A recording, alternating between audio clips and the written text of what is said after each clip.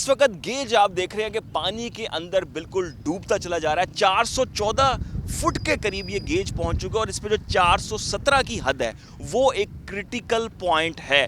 Commissioner Multan का कहना है कि 417 जो है वो क्रिटिकल पॉइंट है। जब उस पे ये गेज पहुंच जाएगा उसके बाद हेड मोहम्मद वाला जो बंद है उसको ब्रीच करने के हवाले से फैसला लिया जा सकेगा। और अभी अगर हम दिखाएं कैमरामैन तनवीर गिलानी, दूर दूर तक जहां जहां पानी नहीं था वहां भी पानी आ चुका और पानी की सतह मुसलसल बढ़ रही है। ये आप सामने जो दरख्त देख रहे हैं ये तकरीबन आधे आधे पानी में डूब चुके हैं और जब 417 की हद आएगी ये पूरे ही पानी में एक तरह से चले जाएंगे। और ये सूरत हाल यहाँ पे है।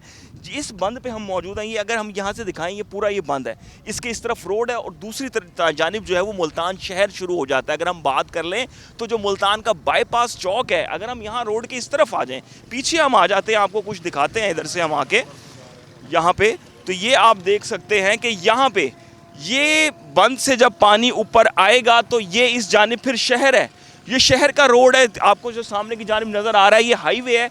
इधर से आप 6-7 किलोमीटर आगे जाएंगे बिल्कुल आपके सामने मुल्तान शहर का मसरूफ़ तरीन जो चौक है, बाईपास चौक, वो आ जाएगा। यहाँ पे ये पार्क्स हैं, इमारतें हैं और ये सूरत हाल अभी चल रही है। इंतज़ामिया अभी फैसला नहीं ले सकी कि बंद को कब तोड़ा जाएगा और यही बताया गया अब तक कि 417 की जो क्रिटिकल सतह है उस पे पहुँचने के बाद फैसला लिया जाएगा।